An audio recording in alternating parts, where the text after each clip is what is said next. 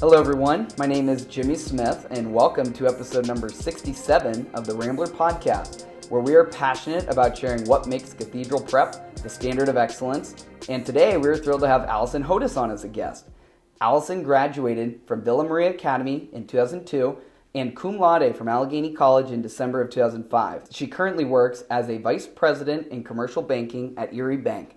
In this position, she manages her existing loan portfolio, structures and underwrites credits, solidifies existing customer relationships, and develops new business and service. In 2015, she earned her Certified Treasury Professional designation from the Association for Financial Professionals, and in 2017, she graduated as part of the inaugural class from CNB's Leadership Institute.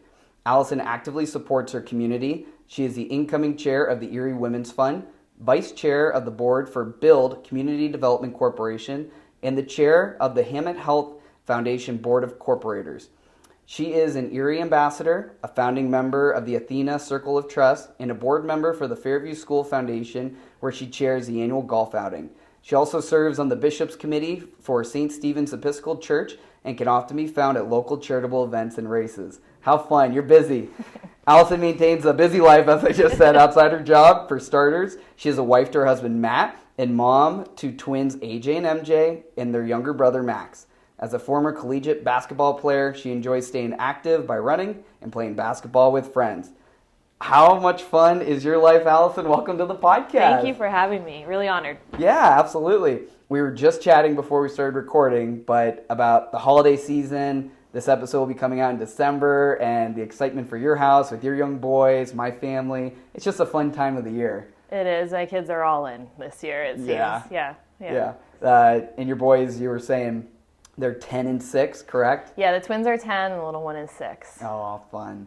Yeah. So busy time, busy season. Yeah, busy and loud, but all yeah. good. Oh, yeah. I would imagine with 3 boys, the house gets pretty loud and rowdy and rough. A little bit. But you're a former athlete yourself, so you're probably right there in it with them. Yeah, I don't mind. Yeah.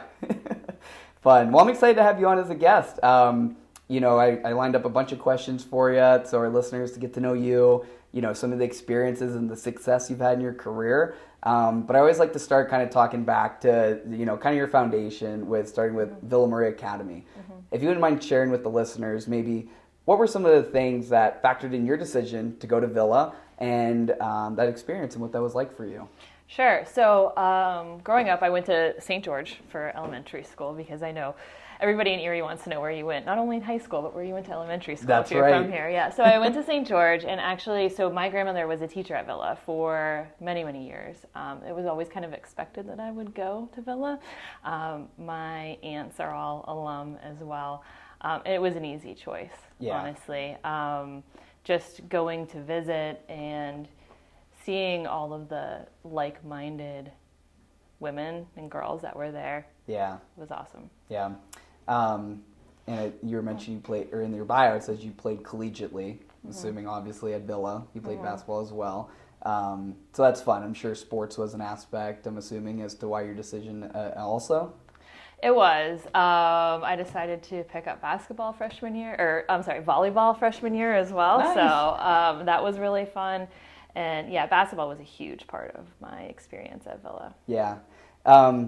So you're at Villa, and when you kind of look back and reflect on your time as a Victor, what are some of the things that really stand out to you, whether certain specific memories or just the overall experience of your time at Villa?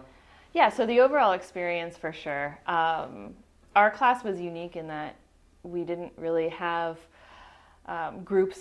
We were all really close, and the traditions that you hear about all the time were some of my biggest memories and fondest memories. I mean, there's Mary's Day, Sports Day are the 2 big ones, but even little things like lip sync. I don't know if you guys still do that. And then there was an SNL assembly, which was one of my favorites. That's fun. Yeah, really fun. And it gave, girls the opportunity that may not be in musical theater, but to get up on stage and, explore some comedy. Yeah. It was definitely cool. That's fun. We do still do Sports Day. Okay. We do Mary's Day. But I never heard of the SNL skits. Yes. Maybe that was... Bring it back. Yeah, that sounds like a lot of fun. It was fun. And then obviously basketball was like the crowning jewel of my time there. Yeah, absolutely. Well, that's a lot of fun, and those are things that people ask, what was your favorite time about being at prep? And it was never just a singular event. It was the traditions, right? Those things. But it was that camaraderie, that for me, the brotherhood, but obviously for you, the sisterhood, being there with your classmates that really make the experience enjoyable. Mm-hmm. Yeah. For sure. And obviously we're going to get on to talking about your career and some questions there, but are there things that during your time at Villa that helped prepare you for the career that you've been able to have? I would say that Villa prepared me very well for just life beyond Villa. From a college standpoint, I went into college able to manage my time, prioritize my studies versus athletics, and really the biggest thing that I could think of was being able to write. Villa taught me the core competency that I needed to know before going to college that a lot of my college friends didn't have coming in and had to kind of learn off the cuff. It's amazing how much of a skill that is. And you're 14, 16, 17 years old. You don't care. You don't care. You're not thinking about it, right? You're not thinking, this is just what you do, right? When you're at a school like Villa or prep, like that's just part of the experience. Mm-hmm. And then you do get to, a college or your workplace and you realize how valuable those things really were to help prepare you beyond your peers. For sure. Yeah. No, that's all good stuff. It's fun to look back and reflect on those things and see how it connects to, your future and what you're able to do. But no, I'm excited to dive a little bit more into, your journey and your career. You're very involved in the community, which I have to say, kudos to you for being involved. It probably, with 3 kids, is easier to not be as involved and busy. But I would say that that's another thing that Villa instilled in us was just the importance of community service and giving back. Yeah, definitely one of the important aspects, I think, of Villa is that service, right? Mm-hmm. Understanding the value of that and looking out for one another and doing more than just your day-to-day regular self, right? Mm-hmm. Can you share with the listeners a little bit about your journey, how you ended up becoming vice president of commercial banking at Erie Bank, and how'd you end up getting an interest in this field? How'd you end up doing what you're doing now? It's funny you say journey because I don't feel old enough to have a journey. But I would tell you that, some people say that when they were growing up, they always imagined themselves as a doctor, and now they're a doctor and they fulfilled their childhood dream. For me, that is not the case. Nothing against my current role, but I did not really have a clue what I wanted to be when I grew up, and I feel like I'm still exploring that. But I've always kind of had an interest in finance. Even we took budgeting classes at Villa, and those kind of things always just kind of stuck with me throughout the years. And when the job posting opened up, it was a very entry-level position at Erie Bank, and I figured, let's give it a shot. Yeah. And just kind of worked my way up. It's a great organization. The culture there is fantastic. They really encourage community involvement and give us time to do those things, which is really great. And so I've been there. It'll be 17 years next month. Wow. It was my first big girl job out of college. And so it just kind of, was the next progression within the bank. Well, that says something, definitely testament to the culture of Erie Bank. For you to be there for 17 years, obviously that's a positive environment that you're at, right? Again, I'm not old enough to have a job that long. Yeah. 17, 7, who said that? And then also for you to be able to work your way up through those years, like you said, right out of college, and then through hard work and being in the right place, you're able to be there 17 years later, and here you are, right? Yeah. They really encourage employee development and anything, educationally or career advancement. They're fully supportive, which has been really nice. That's great and refreshing. Yeah. I feel like people who don't work in finance or at a bank sometimes feel like, you work at a bank, you do what? Or you work in finance? What does that mean? Yeah. Can you talk to us a little bit about the challenge of the work you do, right? It seems like between banking and finance, there's a lot of different changes in the landscape, whether it's the economy, the election we just had. There's so many different things that can change what you do. Can you talk to us a little bit more about what that is and those challenges that you see on a consistent basis? Sure. Yeah. So, I mean, in anything in life, there's peaks and valleys, and the banking industry is not immune from that. When I first started at the bank, it was immediately hit with the housing crisis of 08, 09, and watching, I was new and young and really had no idea what was going on from a macro perspective, but watching our senior leadership teams really kind of dive in and manage that whole crisis was kind of neat to watch. And fast forward to COVID, and that was probably the biggest event in my career so far. I mean, we had to pivot. I was on vacation and I got home and I got a call from my boss, and he was like, "Do you have your, laptop at home?" I said, "Yeah." He goes, "Don't come in." Oh. And that was the last time I was, before I left for vacation, was the last time I was in the office full time. Yeah. I mean, so, and then navigating PPP for our clients. Right. I joke now, I felt like an accountant during busy season with the number of hours we were working. And but it, the silver lining is that people came out of that with a different perspective, a more human perspective on finance, I think. Like, you and I are having a conversation across a table, face to face. That didn't happen for, right, I don't know, 2 years? Yeah. 2.5 years. Mm-hmm.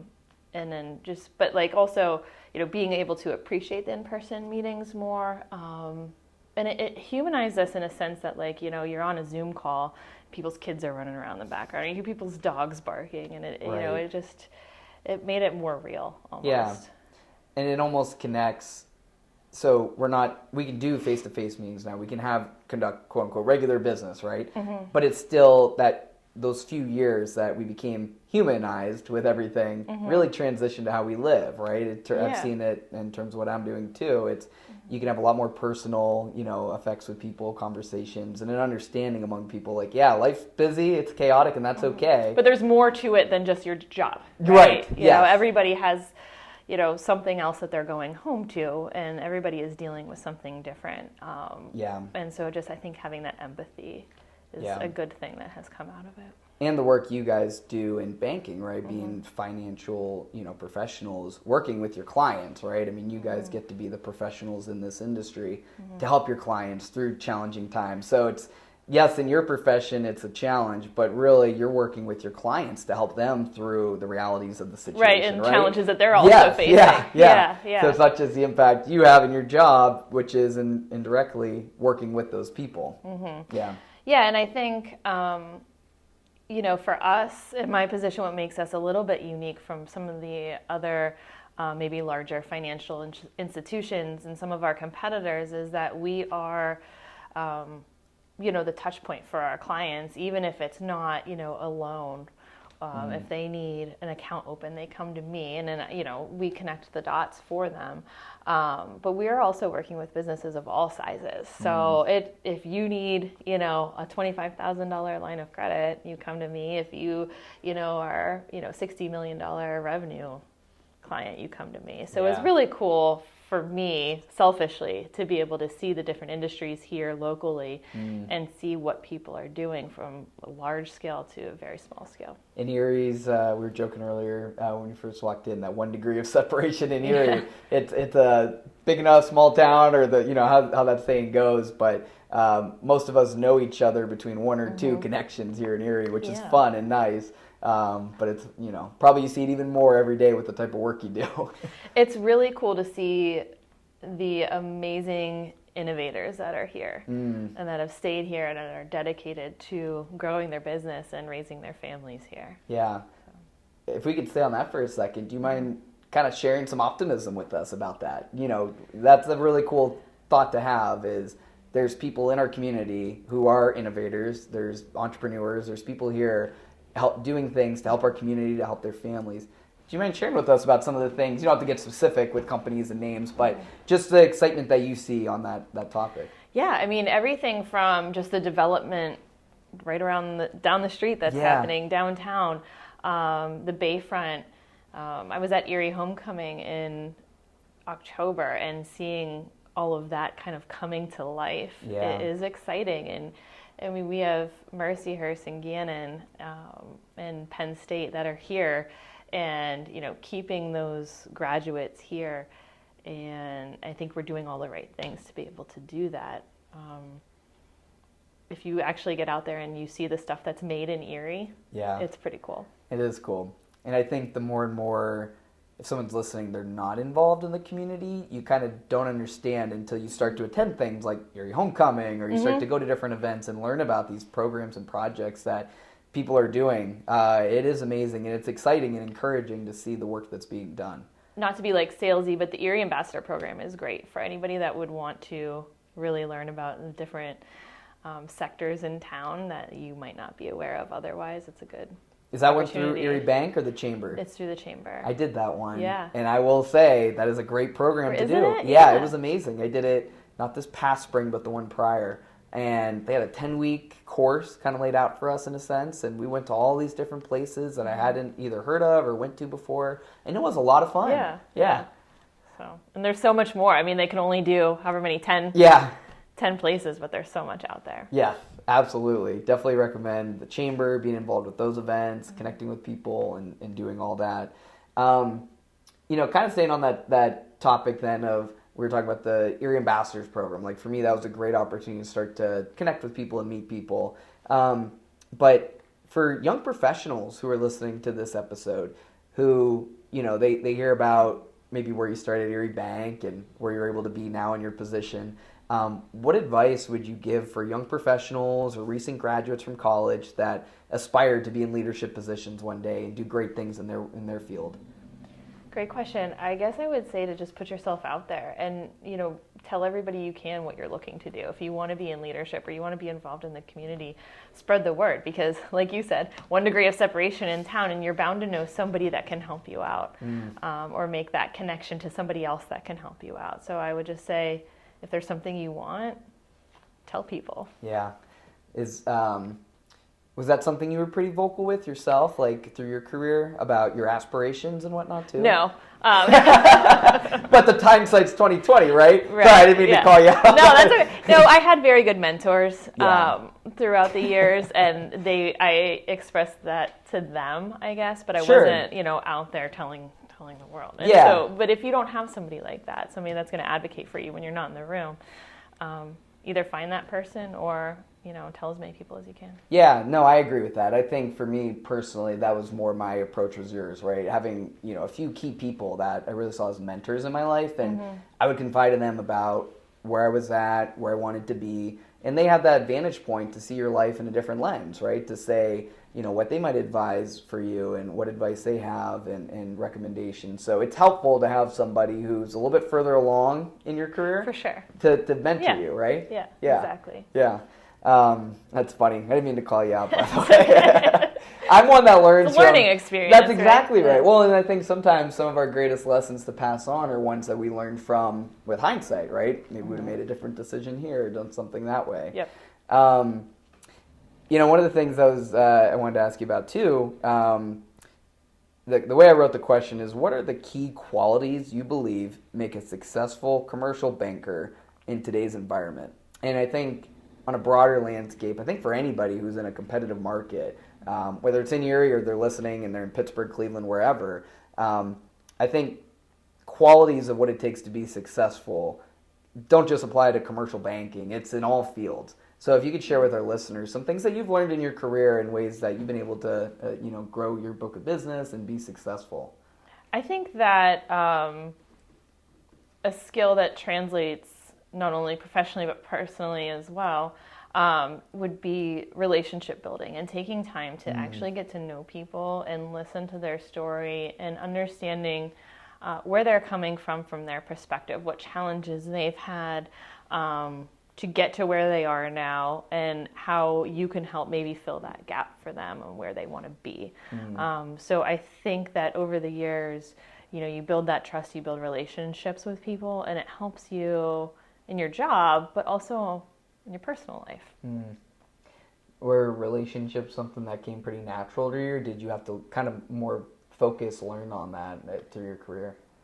It was sort of a natural inclination of mine, and the career path that I was on, or I am on, really builds on that foundation.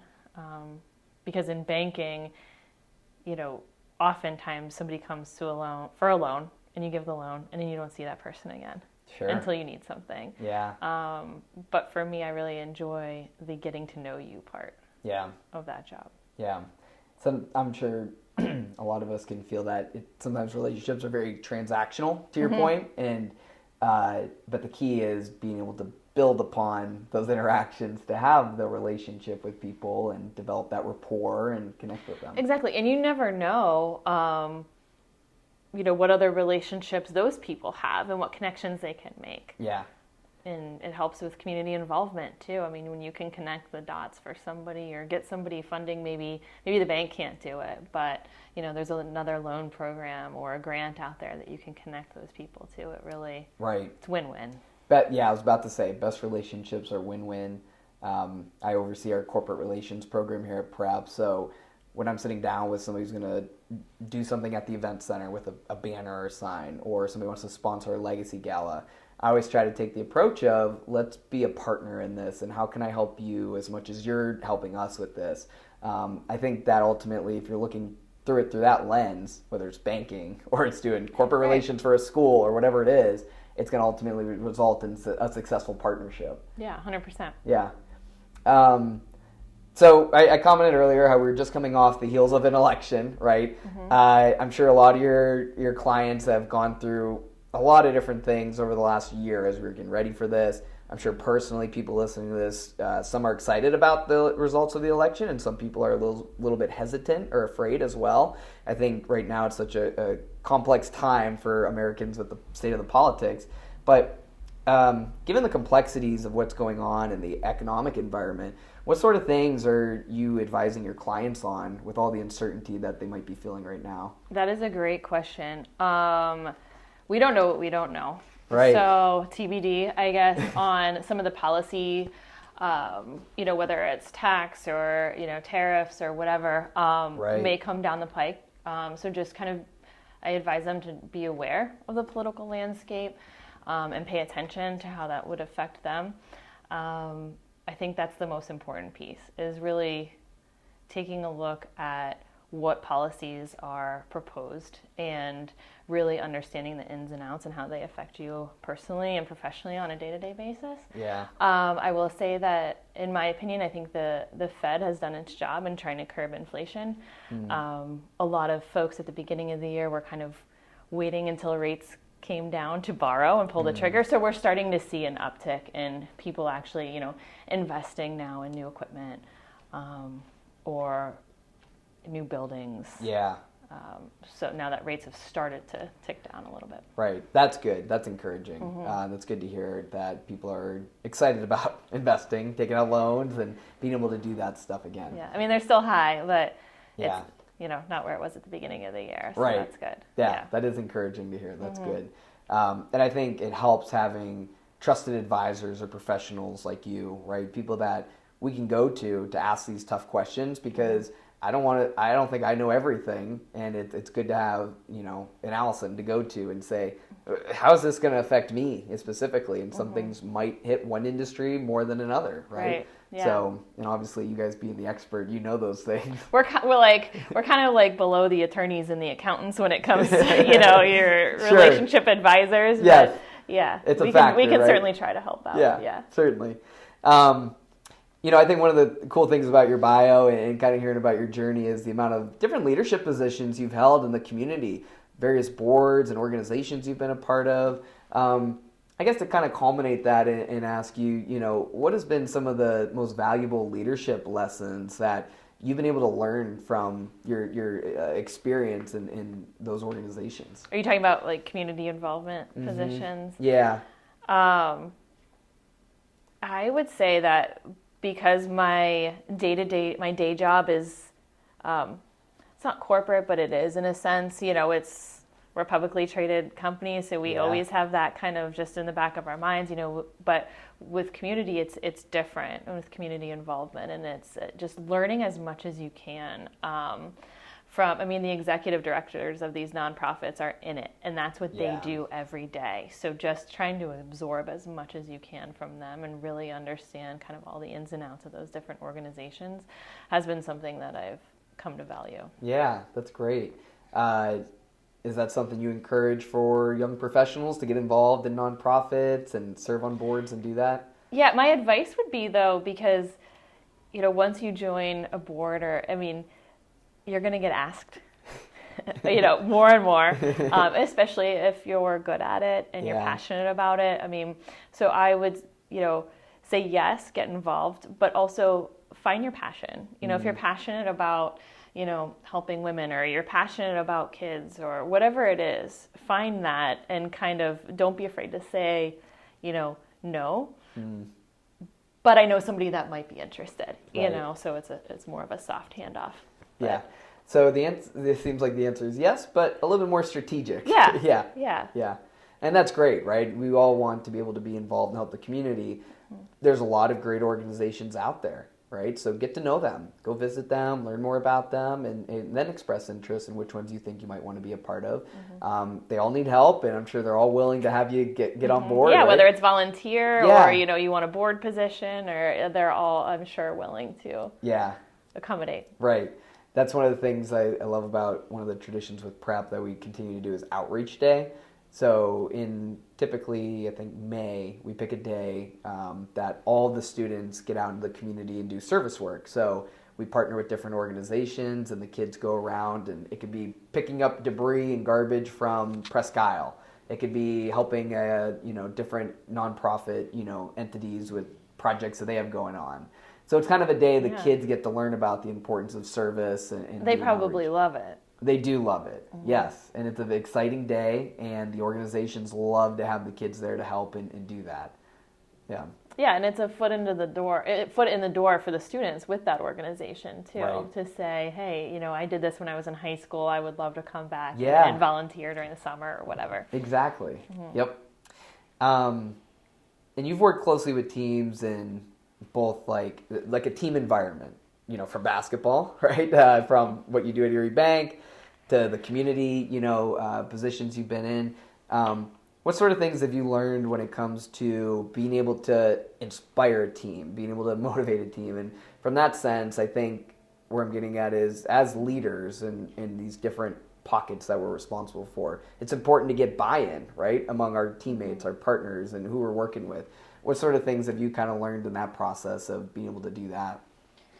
I think as a leader, like you said, getting buy-in, and I think a big way to do that is making sure that everybody on the team feels heard, and they feel like their opinion matters, their thoughts, their goals, their opinions are being taken into consideration when there's decisions to be made. And I think that's a big part of getting that buy-in and also keeping engagement. Yeah. When you're, as a leader, I think the biggest thing is see the success of the team as a whole. It makes you as the leader look good. So building those other people up that are on your team. Yeah. And who doesn't want to be heard, right? When you're a part of a team, you don't want to feel like you're dismissed or your opinion doesn't matter. I mean, how many times, I don't know about you, but like you've been in a room, you're maybe like the junior person there, and you have a question, but you're afraid to ask because you don't want to look stupid. Right. So I think that really just that comfort level, giving people the opportunity to ask questions, making them feel that there's no stupid questions. Right. Sometimes I feel as a leader when I'm in an environment like that, there's maybe some young people or new people. If I've been doing something a certain way for a certain number of years, even outside perspective, right, to ask those questions, to give suggestions. We can't continue to innovate if you're not going to be open to hearing new ideas or new perspectives. Exactly. Yeah. I think that's nail on the head, a great point, because I've been a part of some groups before where opinions weren't asked for, and then some others where it was encouraged, right? Yeah, and usually people like the leader where it's encouraged. You just get so much more done. Yeah. When you have, like you said, different perspectives and different innovations that might improve efficiencies or whatever the project is. Yeah, certainly. So I think a fun question to ask you on it, kind of more on a personal side, but you're so involved in obviously your work and multiple organizations and what you do. You're a mother to 3 and a wife. How do you balance your time? I mean, how do you do the things you do to the degree in which you're doing it while still being able to balance your time? Great question. So I think it was almost a year ago, maybe there was a speaker at a lunch that I was at, and she said that there's no such thing as work-life balance, and that really kind of struck. And the term she used was work-life harmony, and I really like that because every day is not going to be equal. There's going to be days where you have to work extra hours, or you work all day and then you have a networking event in the evening, and then there's days where you take off and you take your kids to the pumpkin patch, or you know what I mean. So it's not going to be equal, but it should be harmonious. And if you can prioritize what needs to be prioritized on every given day, then I think it'll be all right. I never heard that perspective before either, so I'm glad you shared that. Yeah, it really helped me just kind of come to terms with everything that I was involved with. Yeah. And I think as parents, we kind of feel pressured to do all we can for our kids, but you still have these careers that we want to be successful in, right? Yeah. So it's a lot. Yeah. It's a lot, yeah. But I think looking at it from the lens of seeking harmony versus balance makes a lot of sense. Yeah, and then like I said, you can prioritize things that need to be prioritized and go from there. I imagine you're probably someone who's pretty organized too, with calendars and everything blocked off. I have a lot of check boxes. Task lists. Yeah. Yep. You have to, right? I mean, it's the only way you can get things done and remember what needs done. So another question, kind of more personally, but not so much on family, but how do you balance your role between what you do for your work and then also, I mean, listing through the amount of different things you're involved in with nonprofit organizations, how do you view your responsibilities in order to balance that? And maybe it kind of goes back to the harmony part of it, but if you can share more specifically with those differences. Yeah, so there's the harmony part of it. There's also the culture of the bank that encourages us, like I mentioned, to get involved. Yeah. And it all kind of goes back to what I said earlier about relationships. So when I'm involved in the community, I'm meeting new people and building relationships with people that, is ultimately going to help build my portfolio at the bank. Somebody that, this executive director of a board I'm on knows somebody that needs a commercial loan. Guess what? I was just at a board meeting yesterday, and that's eerie. That's how things happen. It's connections and helping each other out. That 1 degree of separation here. And we love, me and my wife, we love Erie. I mean, it's such a great place to raise a family. So, we joke about the 1 degree of separation, but it is nice to be in a community like that too. Yeah. Oh, for sure. Yeah. And I think that, my involvement in the community and my role at the bank, they complement each other well. Yeah. Goes hand in hand. Right. And I get that, warm and fuzzy feeling from helping out. Yeah, for sure. And it's great you work at a place that encourages that, right? For sure. They want you to be involved and they want you to help out other organizations other than just their own. I think that's a great image to have, as a member of the community, an organization, part of the community. Yep. Yeah. Cool. All right. You got time for one more question? Sure thing. Cool. We've been flying through these, and it's been fun to learn about what you do and your perspective on things with the banking industry. But this is kind of a bonus question, tying back to your time at Villa. But it's a fun one to ask an alumnus. So if you could go back in time, all right, knowing what you know now, what message would you give yourself when you were a student at Villa? Oh my gosh, so this is such a hard question because you sent me this one ahead of time and I was trying to think, if I could come up with something that's different. There's all the answers that everybody gives, like, time flies, enjoy the moment, which accurate for sure. You spent a lot of time as a high schooler thinking about what's next, what's my career, what's my path forward, what college am I going to go to. So I would say just kind of like take a step back.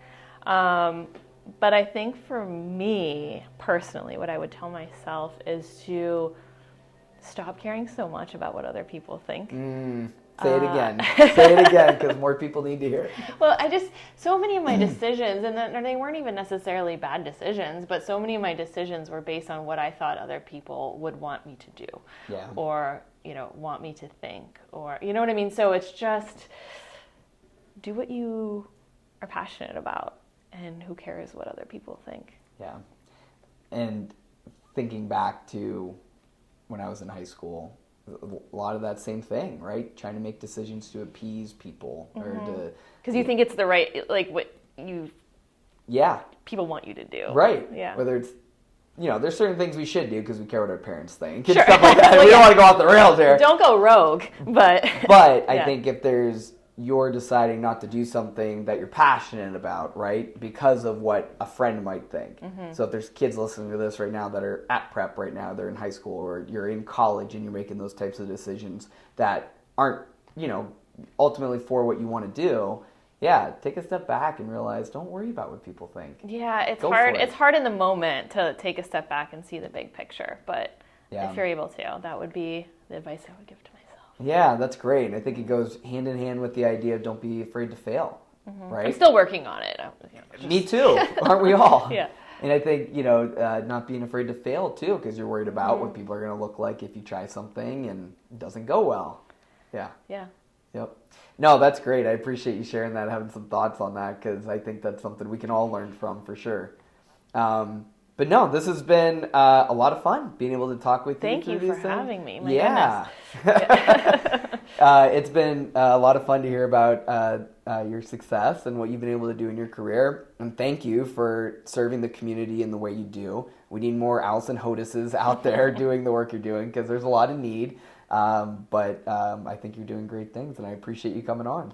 Thanks. There's a lot of good things happening in Erie. So the more we can get the word out. Yeah. It's good. Good. Awesome. Well, thank you again, Allison. Thank you. You're welcome.